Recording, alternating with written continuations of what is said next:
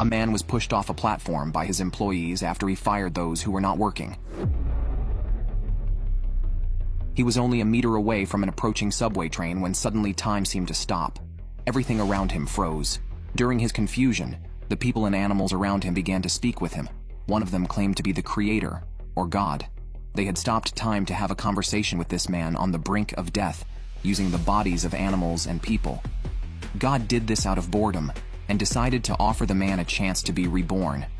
However, the man did not believe in the existence of God, and argued fiercely with them. God felt that it was pointless to reincarnate a non-believer, and decided to send him to a harsh environment to inspire faith in him. Before the rebirth, God warned him that if he died again, there would be no more chances for rebirth. When the man opened his eyes again, he saw a nun feeding him with a spoon. Turning to a mirror, he found himself reborn as a baby named Tanya, in a poor monastery in another world, where even basic necessities were scarce. He had to survive on dry bread due to the poverty and ongoing war in the country. This environment left little chance for survival for him as a young girl. However, during a medical check at the orphanage, he was found to have magical abilities. Those with such abilities were called sorcerers, and would eventually be conscripted into the army. Planning ahead, he decided to pursue military education early to become an officer, ensuring he wouldn't just be cannon fodder on the battlefield. This path not only avoided direct conflict with others, but also promised a brighter future. Tanya quickly joined the military academy. Compared to other students, her physique was notably unique, but she studied very hard because she needed to become strong to survive in this environment. Using the wisdom from her previous life, Tanya mastered flying magic in just 10 days. Her exceptional performance enabled her to rise to the rank of instructor within a year. However, her childlike body made some adults look down on her. The new recruits were skeptical of being disciplined by a young girl's voice, but they soon paid the price for their ignorance when a sudden explosion occurred, making them kneel.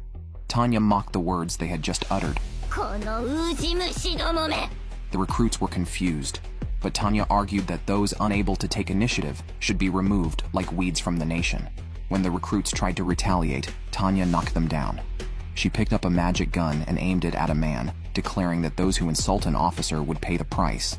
Just as she was about to act, she was stopped by a superior officer. Due to the conflict with the students, Tanya was reassigned to the front lines as an observer. Her main task was to fly and spot enemy positions, coordinating with her team to launch artillery and conduct surprise attacks, inflicting devastating damage on the enemy. However, the enemy sent a squadron to attack Tanya. While she was observing, she found herself affected by electromagnetic interference, losing communication with headquarters. At that moment, the enemy attacked her. Overwhelmed by the intense assault during her first battle, she tried to contact her superiors to request a retreat, but was disappointed by their response to wait for reinforcements. Realizing she would not survive until help arrived, Tanya decided to fight to the death. She turned around and charged at the enemy, throwing away her radio and resolving to face death.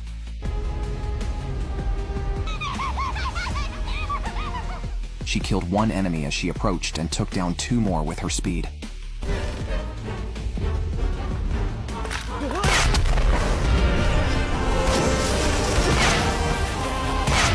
However, as enemy fire intensified, Tanya ran out of bullets. She smiled slightly and embraced an enemy, triggering a self-destruct with her remaining magical power. Even the enemy was stunned by her self-sacrificial spirit. Suddenly, a figure fell through the smoke into the forest. It was Tanya. Surprisingly, she survived and was even hailed as an ace. Surrounded by military officers, she was awarded a medal, but she was not pleased, worrying that she might be sent back to the front lines.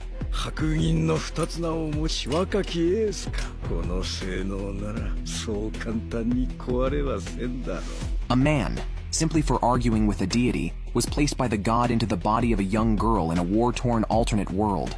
Fortunately, possessing powerful magic, he was recruited by the army as a mage. At just 10 years old, he joined the military. With his modern wisdom, he quickly rose to the rank of second lieutenant. However, due to a conflict with students during training, he was sent to the front lines. On the battlefield, his reckless nature led him to a suicidal confrontation with the enemy, from which he miraculously survived thanks to his protagonist's aura. He was even awarded a medal by the military for his actions. Yet, his reckless behavior caught the attention of a doctor who requested that he be reassigned to academic research in the rear. The military agreed, as sending a 10-year-old girl to the front lines would surely bring international disgrace. Tanya was thrilled with this outcome, as he had no desire to be on the battlefield and preferred to live a carefree life in the rear. However, he soon regretted it, as the so-called academic research involved testing a new type of orb at high altitudes, which could easily explode. This was the latest orb developed by the doctor, designed to convert magical power into flying magic. However, due to its enormous consumption of magic, only Tanya could test it. The orb was highly unstable, and the doctor, a theorist, always trusted its theoretical capabilities, believing his device would surpass conventional ones regardless of its actual condition. This led to Tanya being blown up several times a day during tests. Without her magical protection, she would have died hundreds of times. Finally, Tanya could no longer endure it and quit, abandoning the equipment. She declared that such a defective product was not worthy of further research and was only fit to be a decorative vase. The doctor tried to persuade her that the experiment would succeed, pleading persistently. However, Tanya had truly had enough. No number of lives would be enough to keep dying there, and even the front lines seemed better than dying from explosions here. So, she decisively wrote a transfer request. Given her exceptional abilities, her superiors agreed to the application. After receiving their response, Tanya lay satisfied in bed. Suddenly, everything around her froze. The Creator himself appeared, noting that Tanya still had not developed faith in the divine.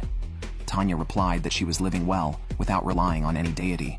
The Creator mentioned granting her a favor to show his power, but Tanya was uninterested, and even smashed a statue of the Creator.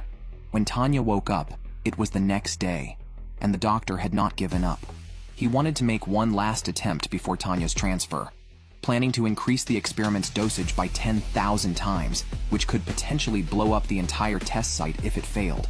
Tanya wanted to resist, but the doctor's higher rank left her no choice but to gamble with her life one last time. This doctor is truly mad. Since it was the last experiment, he maximized the magical power. If it failed, the entire testing ground would be obliterated. Tanya, the test subject, was just unlucky. At 4,000 meters, the device under her became unstable and seemed bound to lose control. Tanya wanted to quit, but the doctor reassured her, claiming a divine vision last night assured success, showing his growing madness. Suddenly, the device's magic coefficient changed unexpectedly.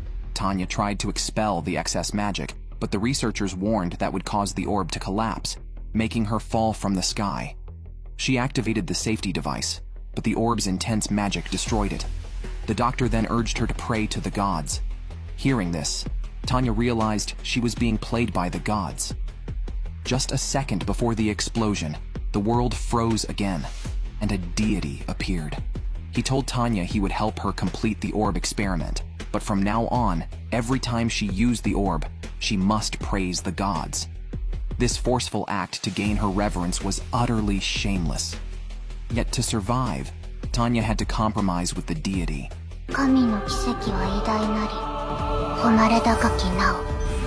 Well, it turns out one still needs to believe in gods. Science may not always save lives, but gods definitely can.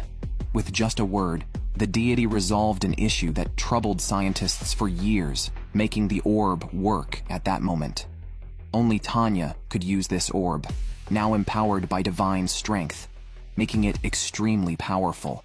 A regular bullet in her hands was like a missile, and she could fly to heights unreachable by others, obliterating everyone from above.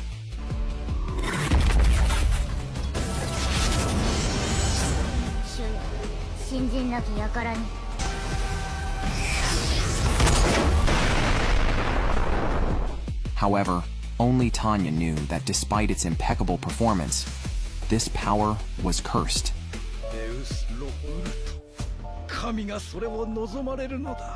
To continue living, Tanya had to compromise with the gods, thus gaining immense power. With divine support, she alone could match an army. However, only Tanya knew this power was cursed, usable only when she professed worship of the gods. Ironically, Tanya was a non-believer. Her previous life's quarrel with a god had led to her current predicament. In another world, to survive, She joined the military at just 3 years old. Using modern wisdom, she rose to the rank of lieutenant and single-handedly destroyed an enemy's magical squadron, embodying the ideal soldier. Yet her personality was peculiar, earning her the label of a monster in the military. その時の印象を僭越ながら申し上げますと、あれは幼女の皮をかぶった化け物です。 Since she was still only 10 years old, her superior sent her to the military academy, which pleased Tanya, who preferred to be a lazy fish, enjoying academic research away from the front lines, securing a safe future. 何はともあれ、機関の武運を祈ろう。 Even in safety, she always carried weapons, preparing to kill gods if needed. An accident introduced her to the Deputy Chief of Staff of the National Warfare Department while she was supposed to be entering her school phase. The chief asked her opinion on the war's trajectory.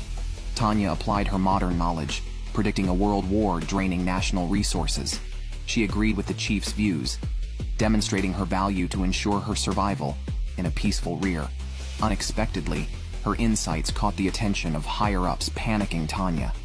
Later, Tanya proposed forming a unit of powerful magicians to weaken enemy forces, allowing victory while controlling their own troop consumption.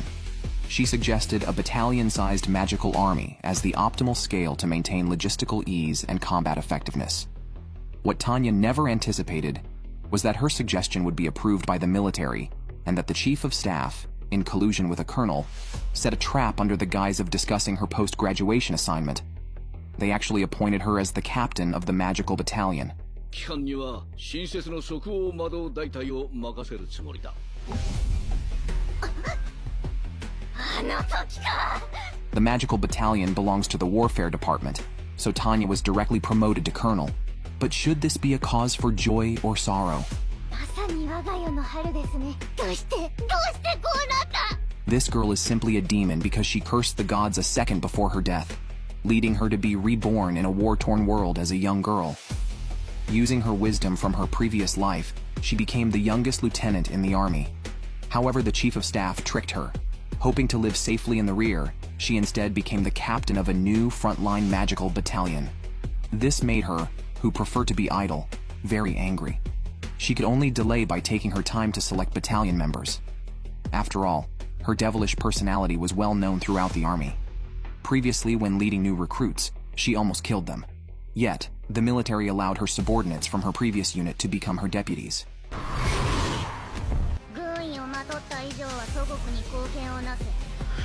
During selection, she used illusions as obstacles, and out of 39 groups, 33 were disqualified.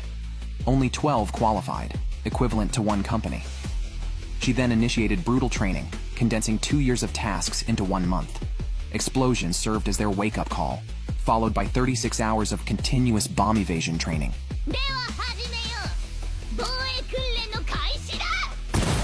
With flares rising, countless shells fell from the sky. Everyone had to dig deep pits for shelter before the bombs fell. They hoped these were only training shells, but real shells were mixed in. Facing such a sadistic captain, everyone regretted joining the magical battalion. After enduring 36 hours, before they could rest, Tanya commanded them to start a special 48-hour marching drill without using magic. Along the way, they met soldiers with military dogs and had to take a detour to avoid trouble. The journey was uneventful, but Tanya's deputy was nervous, knowing Tanya could do anything. One soldier could no longer contain his anger, and after he yelled, an avalanche began. The snow buried all the soldiers, and Tanya told them that sleeping during training could lead to being shot. Suddenly, a soldier realized his teammate wasn't breathing and screamed for help.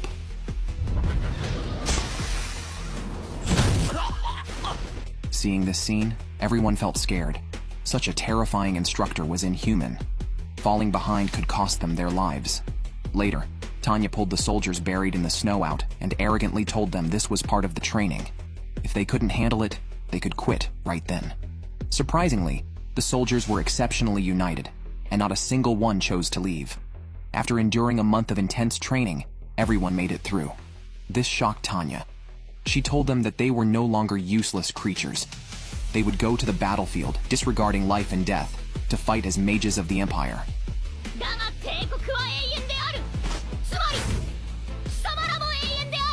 This little girl completely overturns your understanding of cute little girls. On the first day the new recruits arrived, she woke them up with a bomb. Then she subjected them to a 3-day and 3-night bombardment. Without a break, a 2-day marching drill followed. During an avalanche, when facing an injured teammate, she kicked them awake. After a month of training, surprisingly, everyone persevered. At that time, her superiors contacted her. As the Western Front was tense, they ordered her to immediately lead the 203rd Magic Battalion to support the battlefield. However, Tanya told them that the Magic Battalion had only trained for a month. Although their magic was strong, their physical stamina was inadequate. They needed at least 6 months to meet her requirements for combat. But the officer, citing the prosecutor's statement, said that all members of the Magic Battalion were equipped with the most advanced weapons and could easily fly at an altitude of 10,000 meters, surpassing all other military forces. Moreover, this was an order, not a discussion. With no choice, as rank trumps all, Tanya had to obey and lead the Magic Battalion to the front line. Just then, Tanya received an urgent notice. The nation was invaded by the Dacia army, which had 600,000 infantry but no air power. Their documents were also unencrypted, allowing Tanya to easily obtain the enemy's secret files. She then led her few dozen members of the Magic Battalion into battle against the 600,000-strong enemy army, which Tanya referred to as a live-fire exercise. At her command, the battalion split into 3 groups for the attack. The first group used armor-piercing bullets, turning the enemy into live targets as their bodies were penetrated one by one. The other 2 groups employed artillery tactics, with each bullet effectively exploding like a bomb, turning the ground into a sea of fire. However, Tanya noticed that the surviving soldiers on the ground did not scatter but gathered together. Apparently, the textbooks of that era taught that when under attack, grouping together was the response. Tanya mocked this. It was no longer the age of cavalry, and such tactics were outdated. She found that her own forces behaved similarly, spreading out and breaking the firing line as the textbooks had taught. The enemy grouped together, so they did too. This angered Tanya. Did they really think that mages flying in the air would be hit by infantry bullets? Afterwards, Tanya also joined the fight. Facing the enemy's attack, Tanya showed no mercy, dropping bombs directly on the ground. This made Tanya very curious about how backward the country really was, as her few dozen troops managed to defeat an army of 600,000.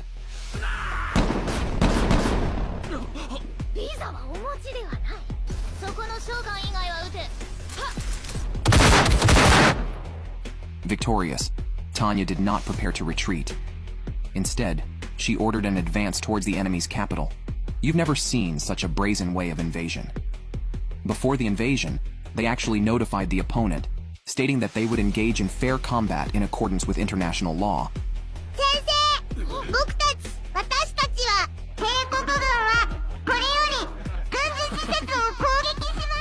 Unexpectedly, the enemy soldiers took this as a child's prank. However, the magical army attacked mercilessly.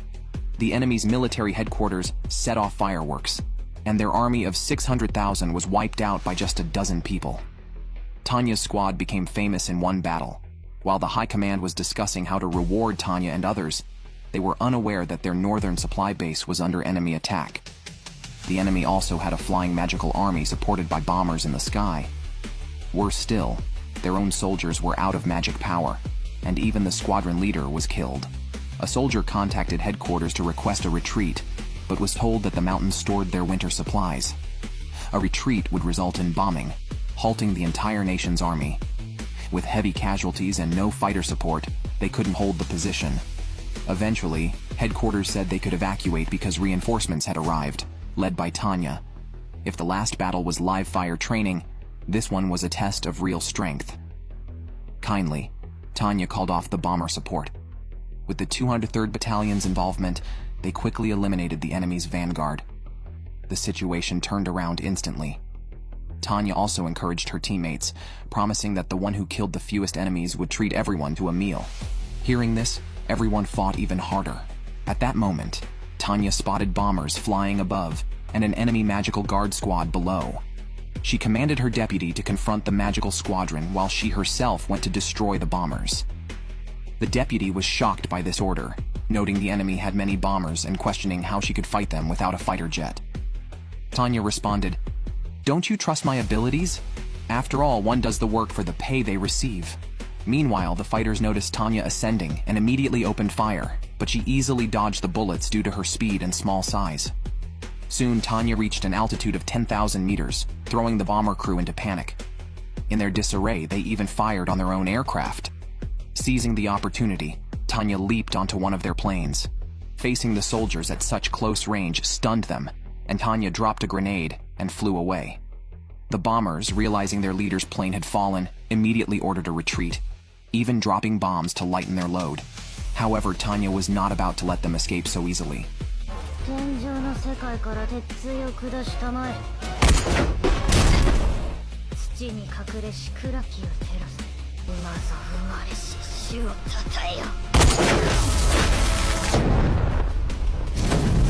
This is definitely the most ungrateful little girl I've ever seen. While others worship gods hoping for protection, she looks down on them and even vows to kill a god. Ironically, she gains divine powers and attempts to use them to kill the god. To suppress the enemy's rear and quickly end the battle, they decide to land on the northern coastline for a surprise attack, a place with the world's densest cluster of artillery, said to be so fortified that even a fool could defend it. To capture it quickly, the higher-ups send Tanya's magical squad. They fly in for a surprise attack with only 30 minutes to do so. Afterward, the squad splits into 3 groups, each tasked with destroying an artillery position. The enemy, puzzled by their focus on artillery, quickly sends a magical battalion for support. Tanya orders her subordinates to destroy the artillery while she faces the enemy alone. The sky erupts with battle as Tanya, from a high vantage point, eliminates some of the enemy.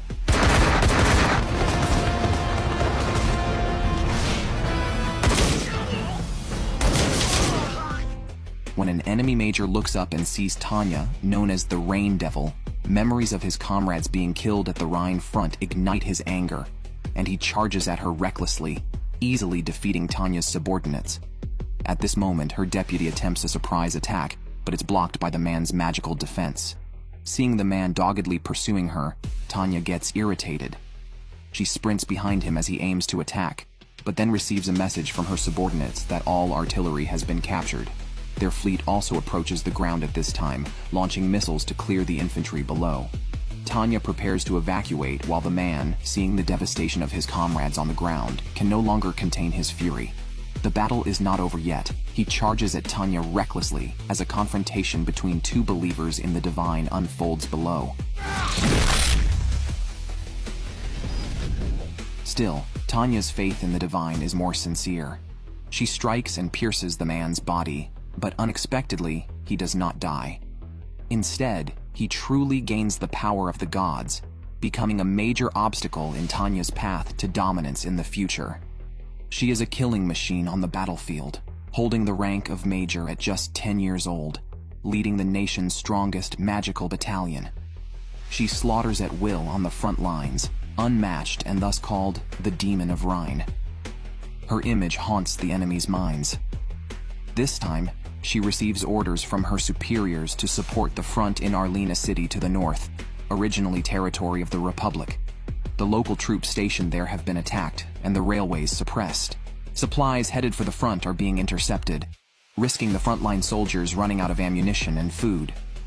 The local militia has reached an agreement with the enemy forces.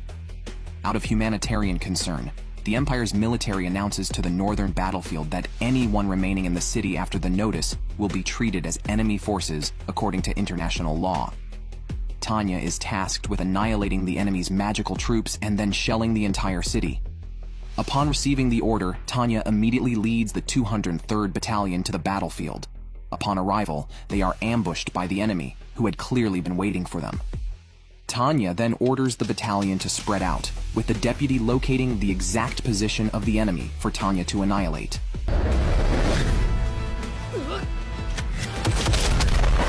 Despite their magical defenses, the overwhelming number of enemy forces caused some soldiers to be hit before they could dodge.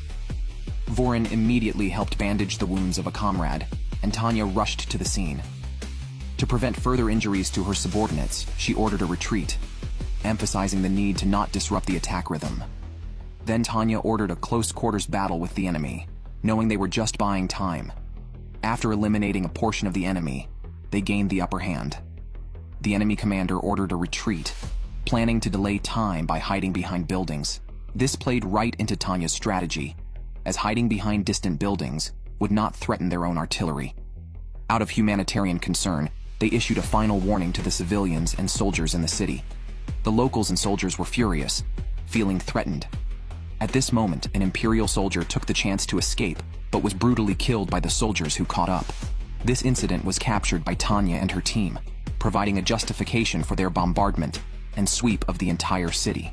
The entire city turned into hell in an instant, with fire breaking out everywhere.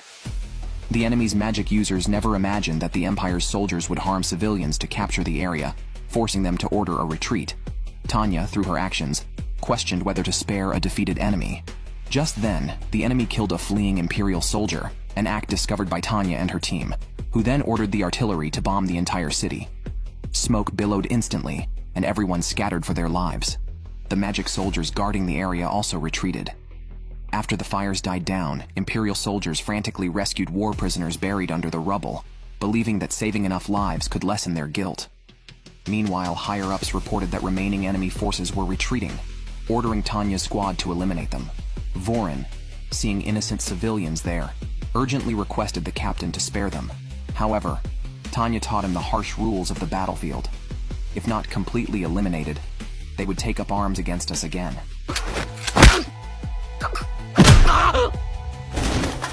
Seeing the guns on the ground, he realized there was some truth in his captain's words. Remembering the soldiers and civilians who hated them, tears involuntarily fell from his eyes. He ultimately picked up his gun and obeyed the orders. On the Rhine front, to end the war more quickly, the military chief decided to take a risk, ordering the main forces to retreat from the front line to lure out the enemy, making them think a major attack was coming. This tactic was meant to disrupt the enemy's morale. The first phase involved Tanya's magic squad, drawing the enemy's attention and gunfire while the main forces secretly retreated.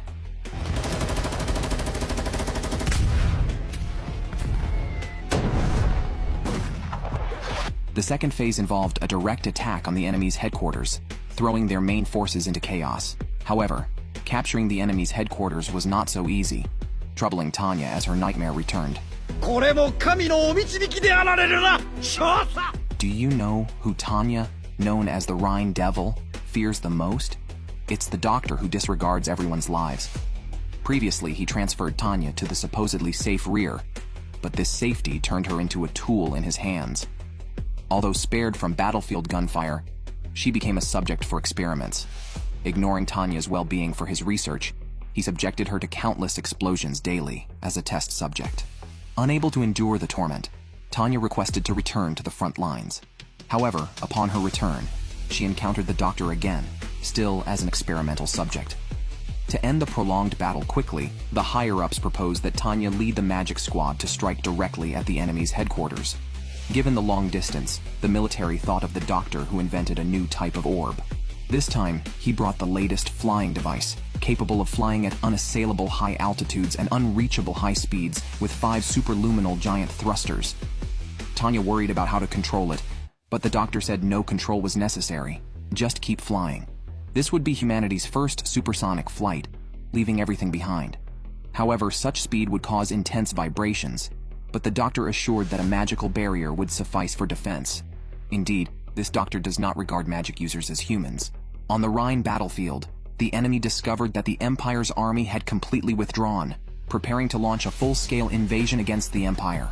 Tanya briefed the magic army on their next move, causing panic among her subordinates and unsettling the military superiors. They had placed all their hopes on Tanya and her team. The team then boarded an airship, marking a mission that could change the entire course of the war. With their backs against the wall, everyone was committed to a do-or-die battle. The doctor activated the device, and the airship surged forward. The 203rd Magic Battalion officially deployed, a moment of honor for the soldiers.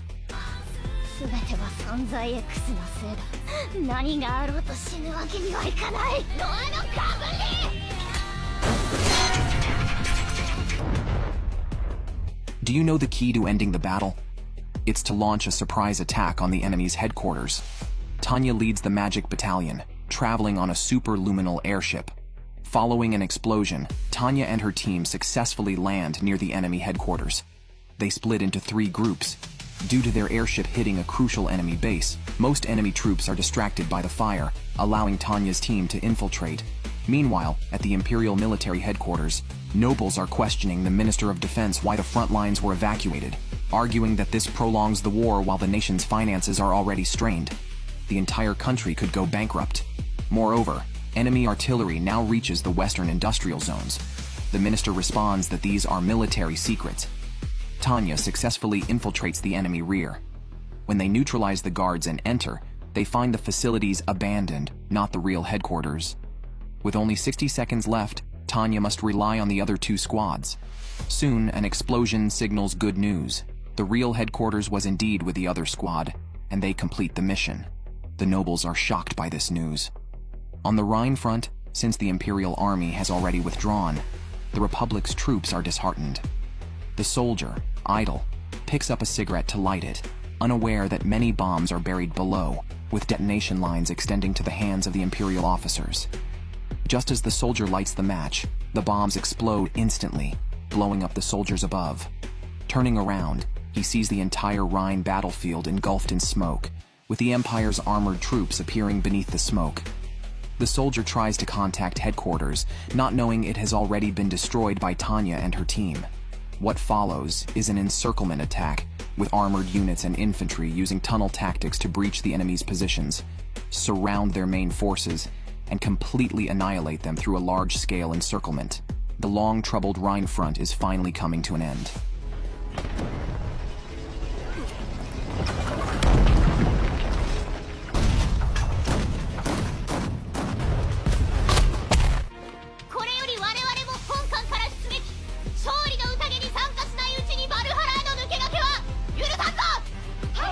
Tanya leads the magic battalion, successfully disabling the enemy headquarters. This action directly turns the tide of the war. Without command, the enemy forces scatter like loose sand. The leaderless enemy tries to retreat, but the Imperial army has them completely surrounded. Now they are like lambs trapped in a cage.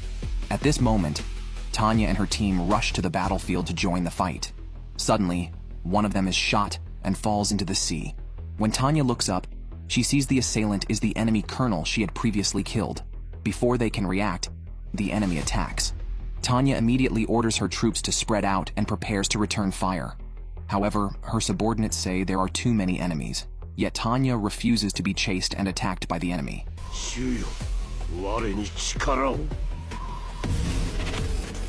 Unexpectedly, the enemy colonel also received divine power. Now, battles rage in the skies. Imperial reinforcements are still an hour away, forcing Tanya and her team to make a last stand. The enemy still imagines that Tanya's group is just a squadron, hoping to overpower them with numbers. However, they do not know that every member of the 203rd Magic Battalion has undergone Tanya's rigorous training and is exceptionally strong. Tanya flies high into the sky using the altitude to kill the enemy, but the enemy soldiers are too numerous, and many of her team are hit. Seeing this, Tanya leads her troops into the clouds, where the enemy can only wait outside. Suddenly, Tanya sprints out from the clouds, catching the enemy off guard.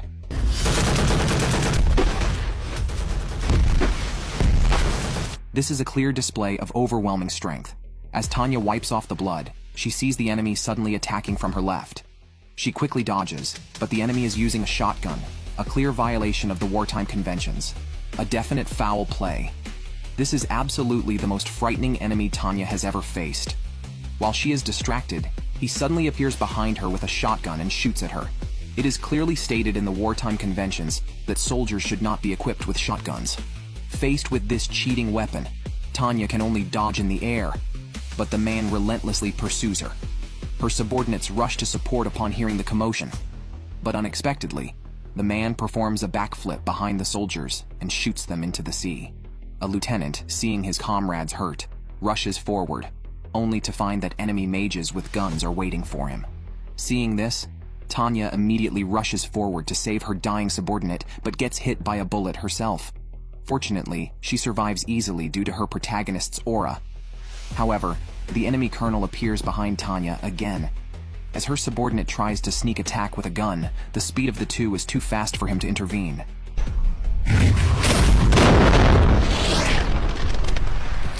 Tanya kicks the man's shotgun away and then pulls out a knife, stabbing towards the man's chest. Tanya gives a slight smile, but unexpectedly, the man grabs her arm and shows a terrifying smile. Tanya screams in fury, struggling to break free, but her small stature limits her. Just as the man is about to explode, a bullet hits Tanya's arm, shot by her aide-de-camp, who saves her. Tanya then wastes no time, grabbing a submachine gun and firing wildly at the man. Unexpectedly, the man takes numerous bullets but does not die. Instead, he detonates himself. The explosion creates a giant firework. Before the enemy can react, the Imperial magic troops arrive for support, and the enemy is forced to retreat in disgrace. Once the smoke clears, Tanya miraculously stands unharmed. By this time, the battle at the Rhine front has also ended, with the Imperial army winning the victory, as expected. Everyone cheers at this moment, celebrating the end of a decades-long war. Although the 203rd Magic Battalion suffers heavy losses, fortunately, all members survive. This might have been Tanya's only chance to end the war, but it was squandered by short-sighted superiors. Previously, Tanya had destroyed the enemy's headquarters, which led to an early end to the Rhine front and wiped out the Republic's main forces. This forced the Republic to abandon its capital and its people, marking the end of a decades-long war. However, Tanya knew that the Republic's withdrawal did not signify the end of the war. As she had predicted, they were bound to take up arms and return.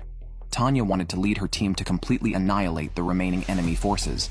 However, the High Command did not approve, believing the war was over and that there was no need to provoke unnecessary conflict, as total annihilation could lead to global condemnation. But Tanya believed that the military leadership was drunk on victory, neglecting their duties and effectively committing a crime of inaction. She had seen too much on her journey.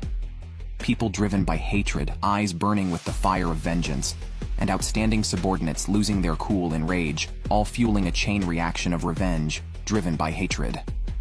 No matter how modernized or socially normative society became, emotion always took precedence over rationality. Recalling her initial push from the platform, Tanya knew that humans, when their interests were harmed, would abandon everything to fight against those who hurt them. At that moment, a soldier burst in, reporting an emergency in the southern continent, where a group of the Republic's remnants had gathered. Their leader declared they would live or die with the nation, vowing to resist the Empire. Upon hearing this oath, everyone cheered, and even the Empire's civilians and soldiers, previously basking in victory, were shocked to realize the war was not over.